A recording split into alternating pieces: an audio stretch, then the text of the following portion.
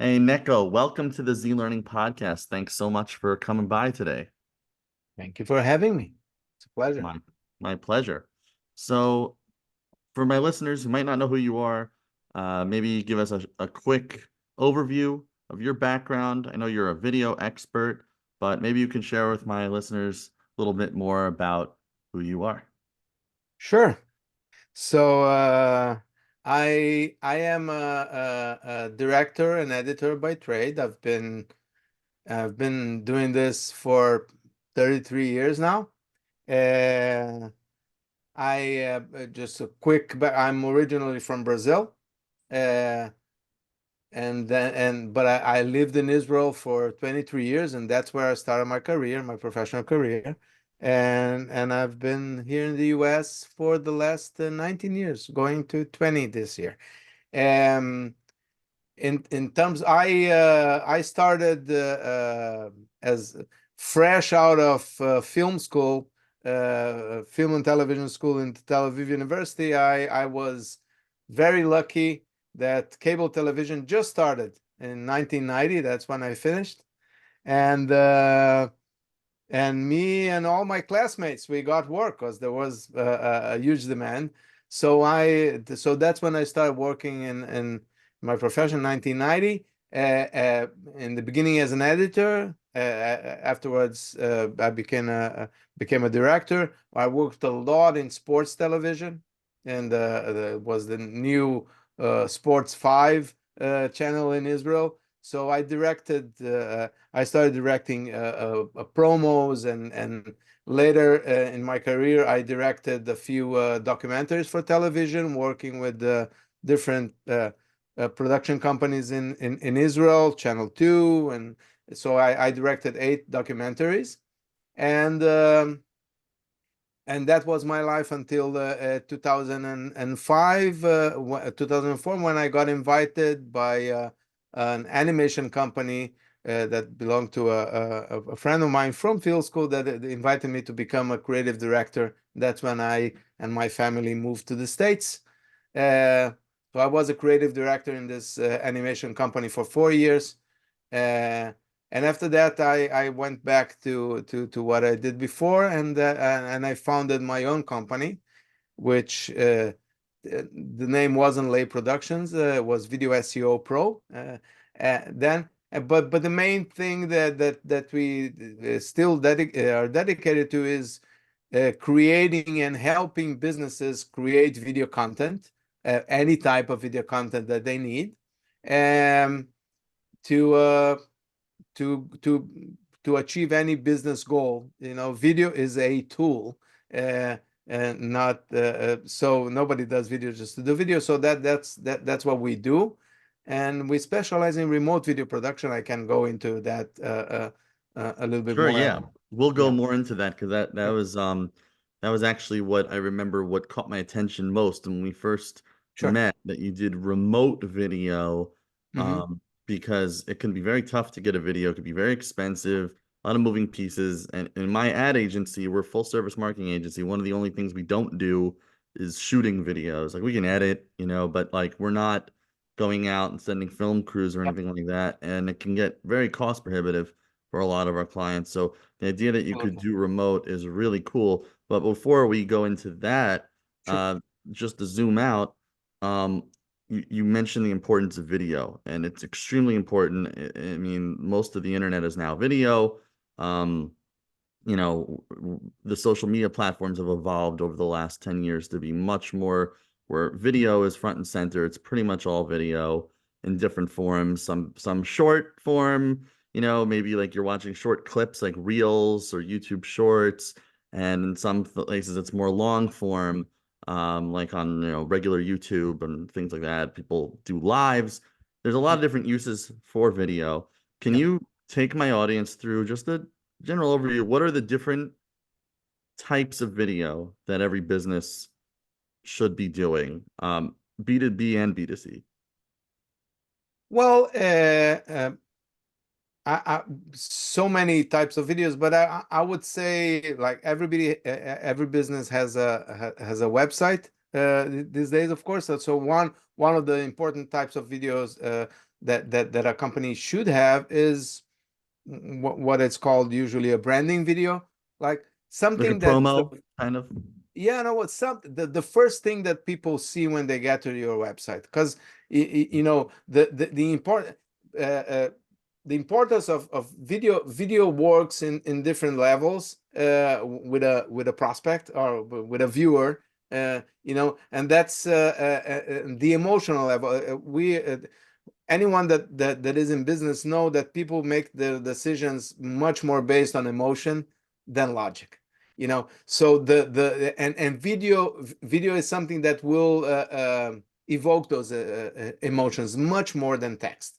So that's a reason to be doing a video. Plus you say much more in a minute on a on video that you can do it in text. So a branding video is a good thing to have.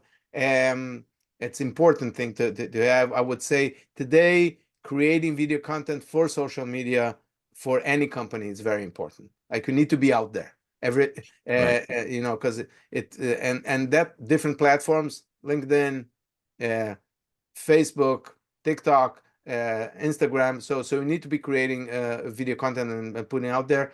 Um, Videos can also be very good for educational purposes. So I work with a lot of companies that do kind of either video courses or educational E-learning. We've had a video. lot of e-learning guests on this show, actually. Absolutely. Yeah. Video is also a very good tool for companies to onboard or to train. You know, that's also very important. So there's a lot of the different things that are important in marketing, and why you should use video content in marketing, but also for the company internally, video is a shortcut to a lot of processes that otherwise would be more difficult and take much more time. Thank you. Yeah, video is very versatile. A few things that you mentioned, obviously you need a good branded video, as you say, like on your front and center on your website. Of course, you need to adapt video, your whatever videos you create, you need to adapt to the different platforms so that they have a native feel. Like Absolutely. you have to adapt to the best practices and the way people like to consume video on each platform is different. Like TikTok versus YouTube versus Instagram, Absolutely. for example. And there are different placements even on different platforms, stories, on the grid, shorts, reels, whatever. Um, and Yeah, that's the people do much more vertical videos these days, yeah. and in the past, as a professional, I would say no, never. They do always horizontal, which is still true because an horizontal video can always cut it to a vertical. You can't go the other way around. But yeah, you have different platforms, different formats, and like shorter videos, longer videos. Yeah, Yeah, you're absolutely right. I mean, the horizontal, and I've had even arguments and discussions with people about that because, you know, when people started doing this, not to go too much into social media, but when people started doing video on social and all the social platforms started to prioritize video content instead of it just being video on YouTube, Facebook, Instagram, everybody started pushing video more. There were a lot of talented, experienced video people who came in, and they came in the world of cinema, movies, commercials, and they were doing a lot of like landscape yeah, style, horizontal. And I think on certain platforms that's still great, but I remember once like there was a study that came out, and the big thing that changed was the phone. Everybody started pretty much using their social media on their phone, absolutely, and the vertical videos occupied way more real estate. It like takes up the entire screen, so they tend to get more views. And also, when you are scrolling in the algorithm, not to get too technical, if it's longer, you scroll past it slower, which like tells the platform that, oh, people are on it longer, and it prioritizes it. So anyway, yeah, I remember having a client. Actually, just yesterday, I told someone, when you're sending me photos, please send me vertical ones. otherwise it gets like chopped off in certain platforms. And I once had a client where we were doing video, and they had a video guy, and he sent all these these videos that were horizontal and had like the logo displaying for the first like few seconds, like an intro, like an old style video, you see the Yeah. logo and then it goes more for like that's good for like an explainer video. And I think context, that's what I think is it's not just the content, it's how you adapt it. So I remember I shared them a new study had come out that vertical was getting more views and clicks on social, like on Facebook and Instagram. And I remember it was a he got really mad, but I think now that's just that is the case Uh, on social media at least. I'll tell you what I try to do with clients, with business clients, is that I still prefer to record the video horizontal, uh, but we always create versions for our clients. Because you still YouTube is important, and YouTube is mainly, of course, you have shorts, but YouTube is mainly horizontal and for longer videos. And I still think it's important to do that. My advice is that if you have some editing capability, or someone is editing that for you, always shoot a horizontal, but think about the vertical as well. So I have this client that I was doing some promos for a podcast that are doing, and the podcast was horizontal side by side, but for the we created some promos. So for the promos, we created vertical versions as well. But that's you need to do some editing. Sometimes it's just as simple as just cutting the sides of the video, but again, it's something that you need to minimal editing capability to do that, because you're right, vertical is very prominent, and not using it is a mistake.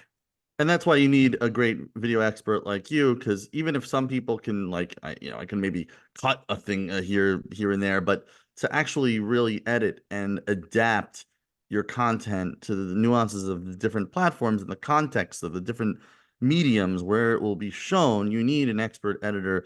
And like going back to that example I said earlier, it might make sense in certain contexts to have like, let's say, a logo and some music, like maybe like a training video. But when you have a more of a captive audience, I guess. But when you're on like Instagram and people are scrolling a million miles an hour, those first 3 seconds are huge. Facebook, Oh, in fact, counts absolutely. in 3 second intervals. If you don't capture them in those first 3 seconds, you're dead in the water. So that's why, that first you can't like have a logo and music. It's got to be like to the point, right? No, you don't have time for an opening. Right. Many times, if you want to have a nice opening, I always say, let's have something right up front, like if it's you talking. That's what I do for my video blog. I always have an intro, which is something that it's catchy. I'm talking there for a few seconds, and I'm basically saying what I'm going to talk today about today, but it has to be catchy. And so it starts just with me talking, and then it goes to the 5 second graphic opening, which is nice, but you Hmm. don't open with that. And Totally. Like in even those on this podcast, this right? format.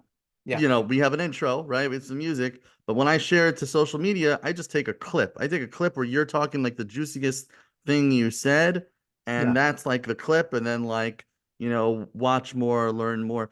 There was another area of video that I don't think we've covered yet, and that is the testimonial.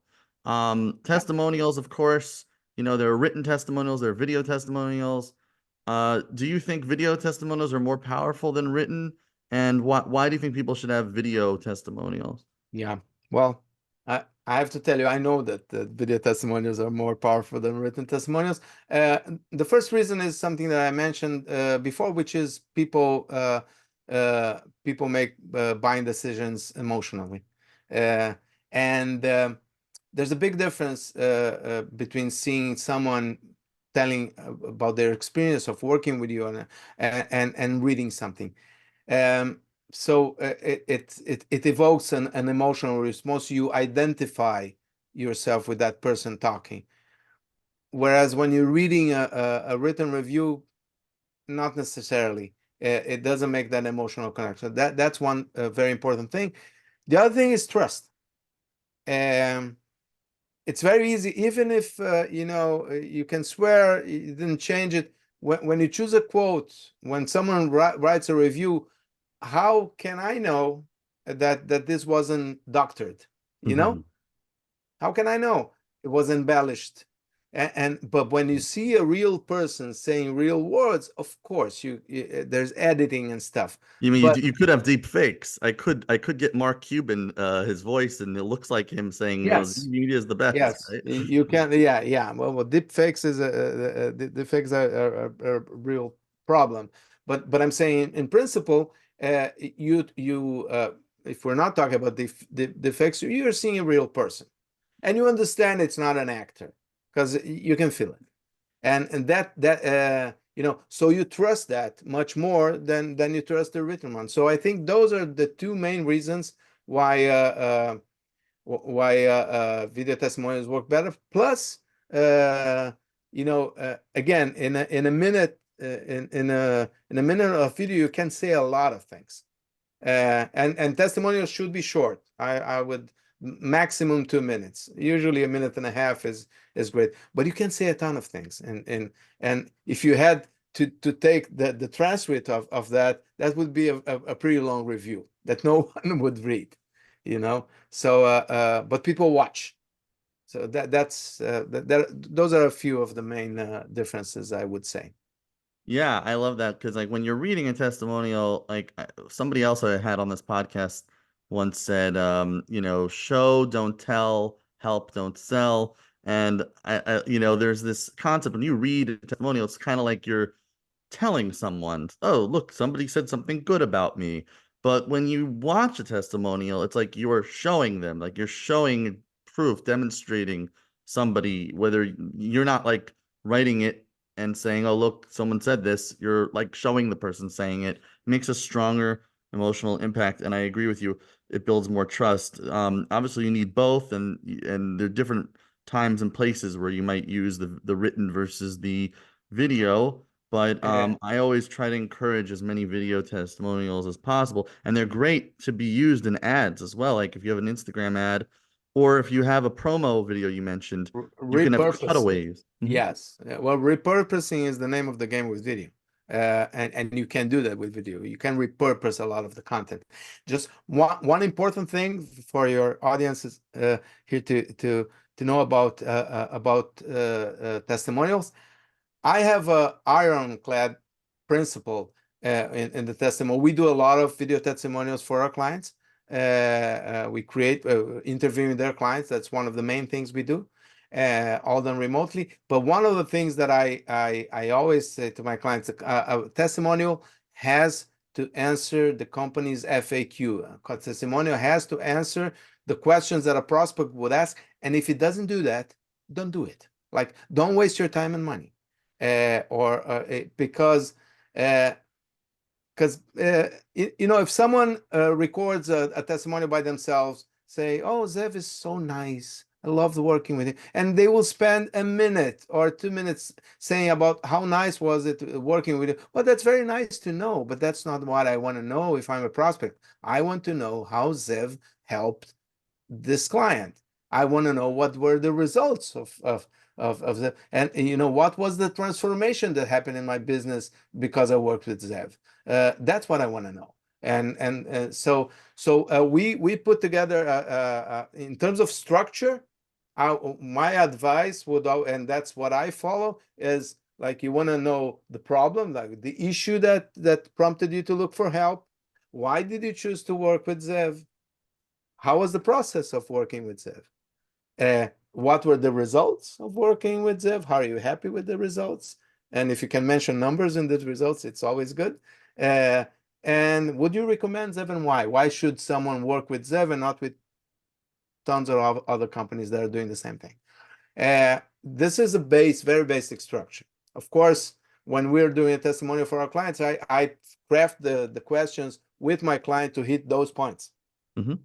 But again, and the only way to do it, and that's last tip regarding testimonials, I would say I don't like the do-it-yourself video testimonials because of all the reasons that I gave. Because the only way you can make sure that you have the content that hit those points is to ask the questions. Now, you could ask, okay, but I can maybe send all those questions and have the person record. Yes, I would say, why don't I do it? Because if you get the questions, the person will be either reading the points and with their eyes, or it will not sound genuine. Right. It's not enough that every word is true. It has to sound genuine. And there's nothing more genuine than someone just looking at the camera and answering a question.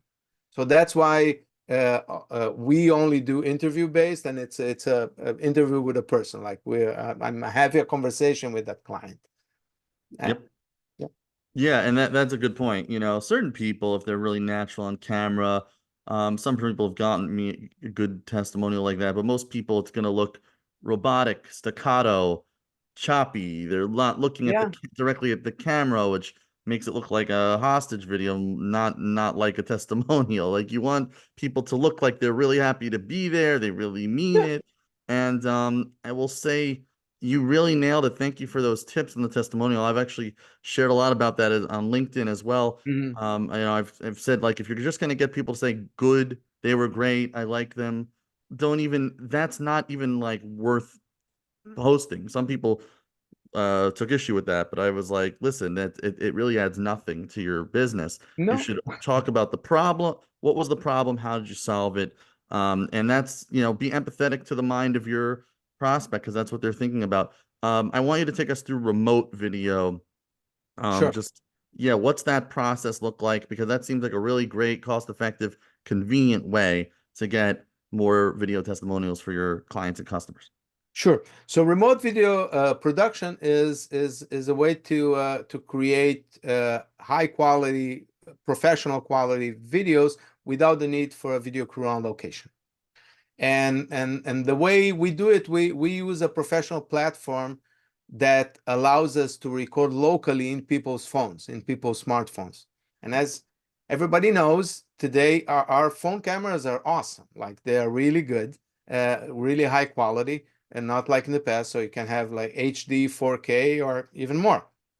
So uh, provided that you frame it correctly, that you have some decent lighting, and that you're using a good microphone. Because another tip here, like the cameras are great, but the microphones are not, for a reason, because they're very wide microphone. If you do that, you can do great things. People today do documentary films using smartphones. So Okay. uh, so that's so this platform allows us to record locally in people's phones as if they were recording themselves. That means that we have access to that HD 4K footage. So it's not recording over the internet like a Zoom conversation. So that's the platform.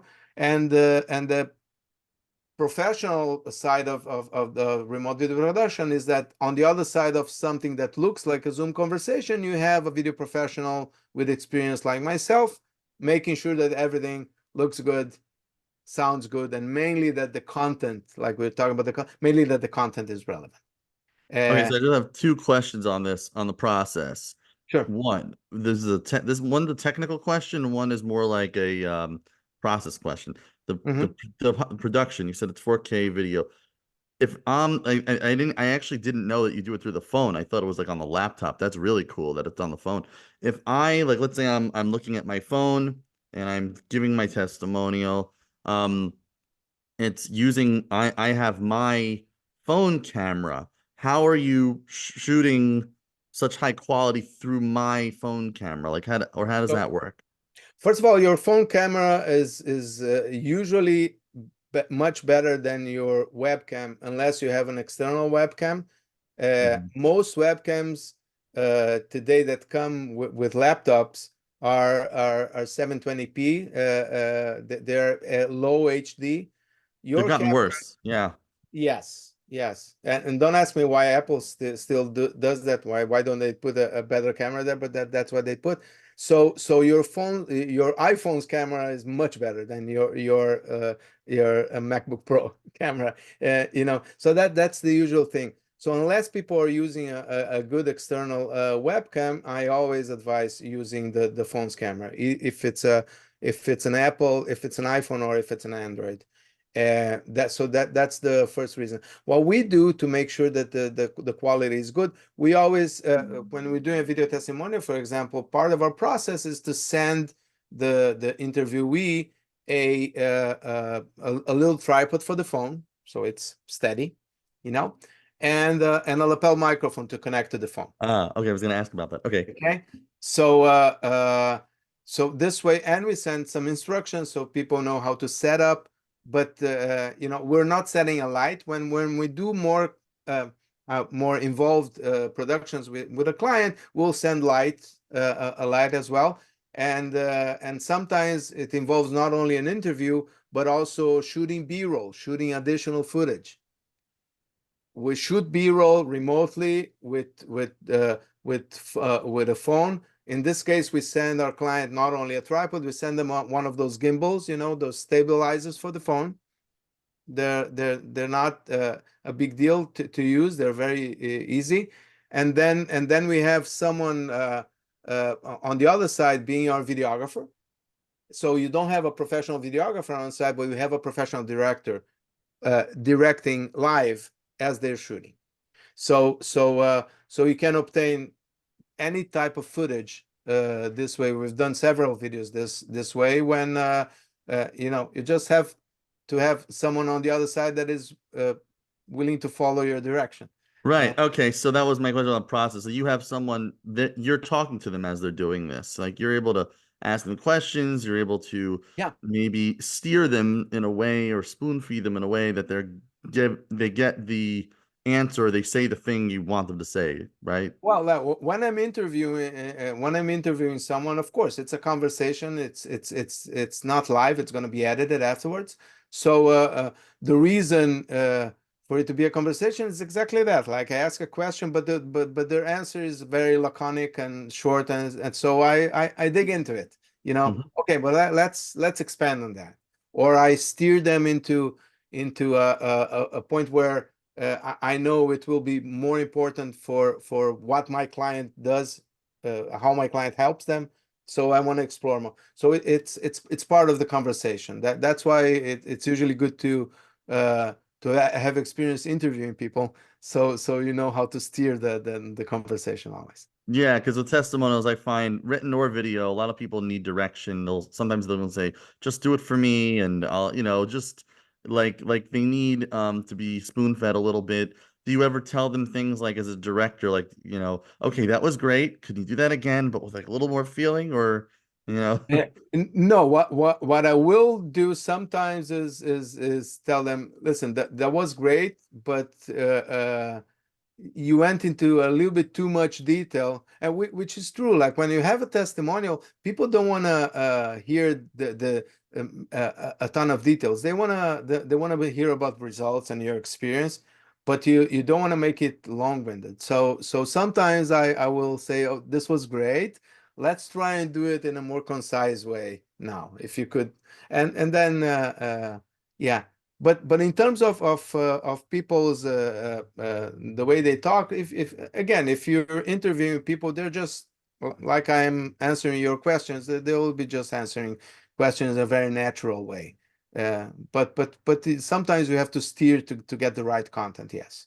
Okay, so then, my last question about this is just like when you get the video, of course you need some written testimonials too on your, for Google and search and all this. Now you have a video, testimonial video.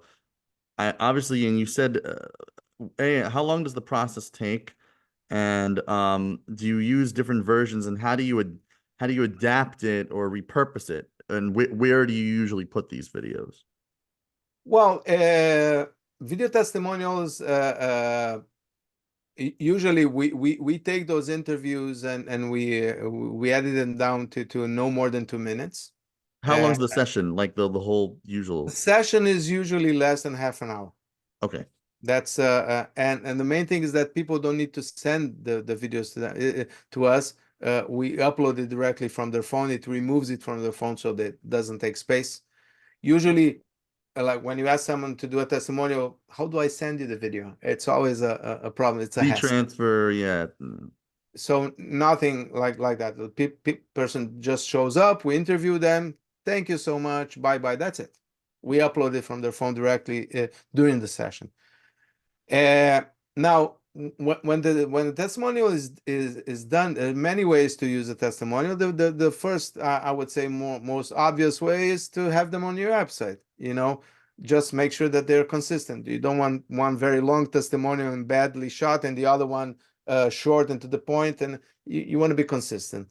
So having them on your website, using them on social media, either posting the full testimonial if it's a minute and a half, or taking snippets. As you said, repurposing. You can take snippets of the testimonials and create ads, video ads, or just a short video post that with a few seconds of a testimonial. That's a great thing to do.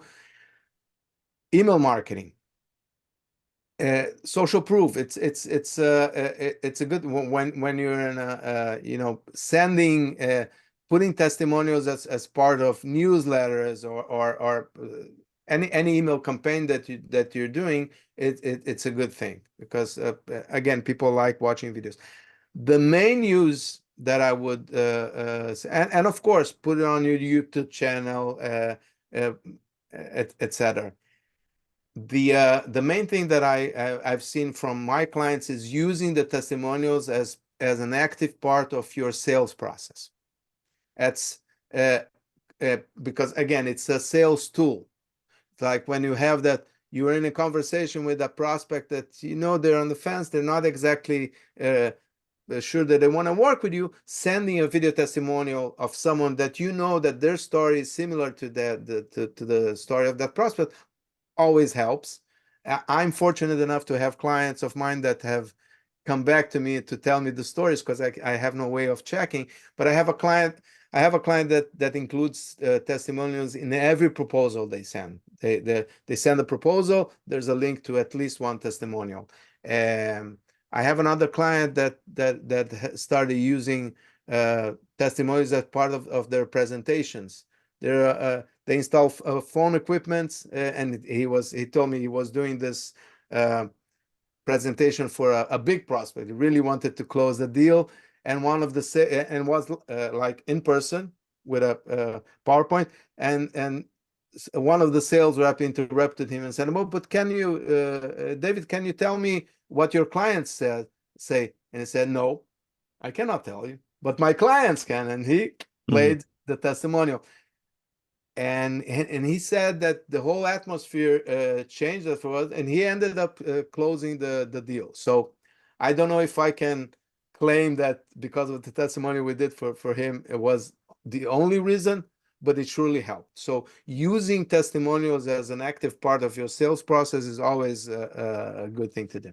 Oh yeah, and it really helps you stand out because everybody's looking at piles of proposals and the same old boring talking points and PowerPoints and to see a video, someone talking, like you said, makes a And stronger it's not emotional. you. You're not touting your own horn. It's a Right. real customers, because everybody reads reviews before buying anything on Amazon or. So reviews are important, and they are even more important now than they were in the past.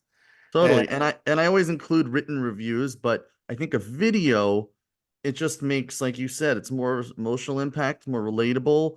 It wakes you up a little bit from just like reading text, which can be tiring and boring. yeah. And like you said, it changed the whole atmosphere in the room. That's where I think I think I would like to use more video testimonials, and I know more of my clients should, in proposals or in sales follow-up emails, as well as of course snippets on social media. So Yeah, huge. or part of branding videos. Like if you're doing a branding video by a company, telling to include a few snippets from clients. That's something that we always do when we're doing a branding video for a company.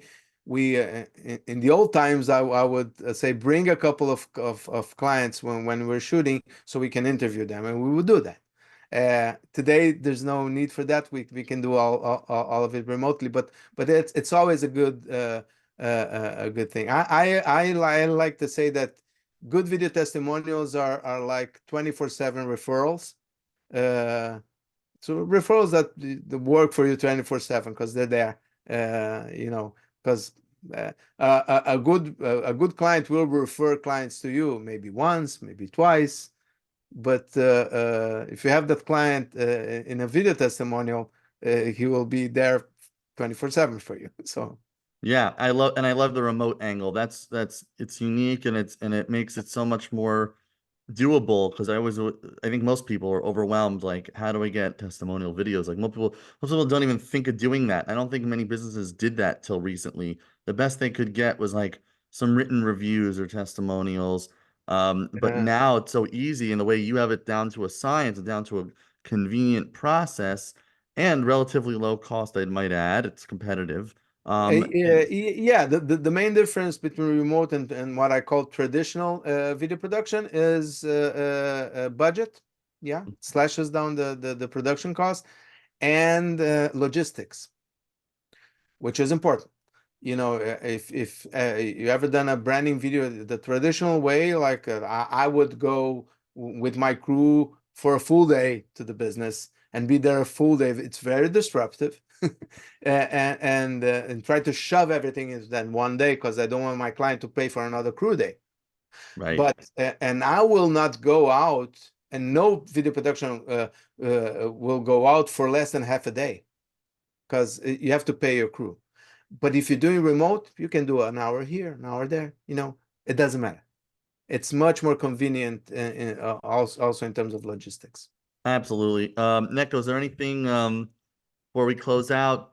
I don't know, new offer, new venture project you're excited about, and also where can people find you? Yeah, besides the video testimonials that they continue to be our we call them remote RVTs, remote video testimonials. So we're doing a lot of them, and and we'll be happy to help any company do that. The exciting thing that we started doing lately is what I call a social media video program, where we help companies that involves video consulting as well.